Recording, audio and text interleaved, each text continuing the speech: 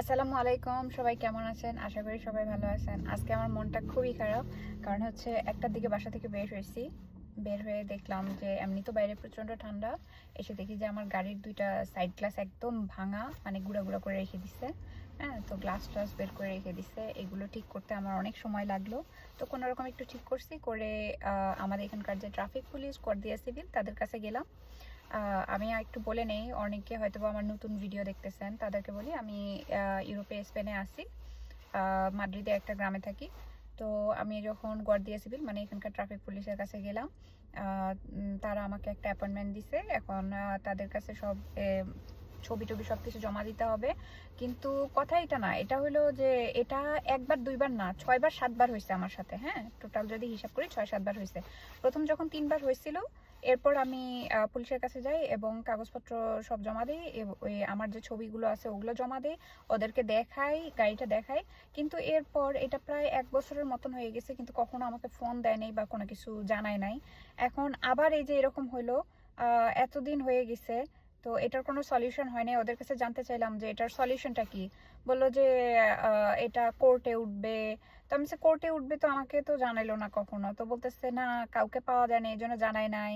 আমি যদি কোনোদিনই না পাওয়া যায়, তাহলে কি এটার কোনো সলিউশন নাই? যার যতবার ইচ্ছা ততবার ভেঙে ফেলবে আমার গাড়ি, বা আমি কারো গাড়ি যতবার ইচ্ছা ততবার ভাঙলাম।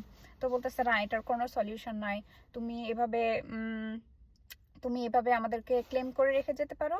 এটা তুমি তোমার ইন্স্যুরেন্স অফিস, মানে কারের যে ইন্স্যুরেন্স অফিস আছে, ওদেরকে জানাইতে হবে। ঠিক আছে, জানাইলাম।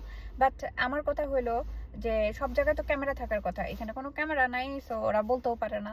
তো এটা কি এতটাই ইজি? মানে আমি আসলে বুঝতে পারি না কিছু কিছু ব্যাপারগুলা এখানকার। আমি এজন্য শেয়ার করতেছি আপনাদের সাথে যে রিয়েল যে ইনফরমেশনগুলো, যেটা আমার সাথে হয়েছে আমি সেটাই অভিজ্ঞতা শেয়ার করি। যেটা আরেকজনের সাথে হয়েছে বা আরেকজনের থেকে মুখের থেকে শোনা, যে একটা কথা আছে না, চিলে কান নিয়ে গেছে বা এটা হয়েছে, ওগুলো আমি বলতে পারি না। যেটা আমার সাথে হইতেছে সেটাই আমি শেয়ার করতেছি। ঠিক আছে, তো আমি ওদেরকে ভালোভাবে জিজ্ঞাসা করলাম যে এটার তাহলে প্রসেসটা কি, আমি যে এখন ক্লেম করতেছি। তো বলতেছে তুমি ক্লেম করছো, এটা কোর্টে উঠবে। ঠিক আছে, কোর্টে উঠলো। কোর্টে ওঠার পর আমাকে তো কোনোদিন ফোন দিল না, জানাইলো না। ঠিক আছে, ওইখান থেকে জানাইলো না, ভালো কথা। কোর্টে উঠছে, কোনো আসামি পায় নাই, ওটা ওইভাবেই পড়ে থাকবে। তাহলে আমার লাভটা কোথায়? আমার প্রশ্ন, আমার লাভটা কোথায়? যে করার সে তো আবার করতেছে, আবার ভাঙতেছে, আবার ভাঙতেছে আমার সাইড গ্লাসটা। তো এইভাবে 6-7বার অলরেডি হয়ে গেছে। আর কতবার ওয়েট করা যায় এইভাবে, যে ভাঙতেই থাকবে, ভাঙতেই থাকবে? হ্যাঁ, একটা ক্যামেরা ইউজ করা লাগবে, যেটা আমি এতদিন ইউজ করি নাই। আলসামি হোক বা মানে কোনো কারণেই হোক, আমি এতদিন ইউজ করিনি, বাট এখন আমার ইউজ করাই লাগবে। কারণ হচ্ছে এটা অনেকবার হয়েছে, এটা অতিরিক্ত একদম। মানে কোনোদিন একদিন যদি আমার গাড়িটাও ভেঙে দিয়ে যায়, দেখা যাবে যে আমি বলতেও পারবো না। তো এখন থেকে ক্যামেরা ইউজ করা লাগবে। এখন কেন এই ভিডিওটা শেয়ার করলাম এই কারণে, কারণ আমরা যারা নতুন থাকি বা অনেকের আছে না বাচ্চা ভাই বোন, মানে কেউ নাই যে 14 গোষ্ঠীর মধ্যে কেউ ইউরোপে আসছে বা ড্রাইভিং লাইসেন্স বের করছে। সো আমি হচ্ছে এমন একটা ফ্যামিলি থেকে আসছে, আমার অনেক কষ্ট করে সবকিছু করতে হয়েছে। ঠিক আছে, অনেক কষ্ট করে ইনকাম করছি, অনেক কষ্ট করে সেই টাকা দিয়ে গাড়ি কিনছি, লাইসেন্স বের করছি। সো আমার কষ্ট লাগে।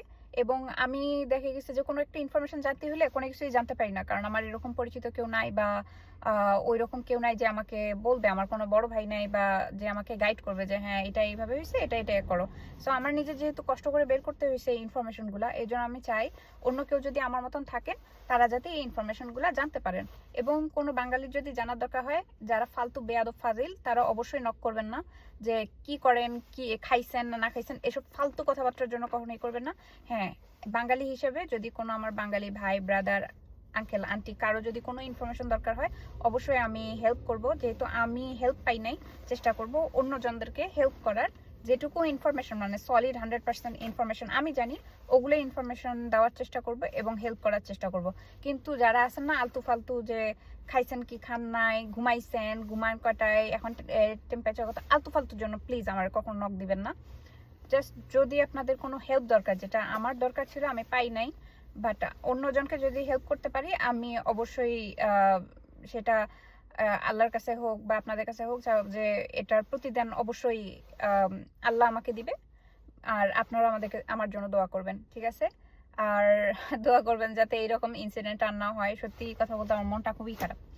তো সবাই ভালো থাকবেন, সুস্থ থাকবেন, এবং আপনাদের কোনো ইনফরমেশন যদি জানার থাকে বা বলার থাকে বা আমিও শিখতেছি, সো আমাকেও দেওয়ার থাকে, অবশ্যই আমাকে জানাবেন। ঠিক আছে, খোদা হাফেজ।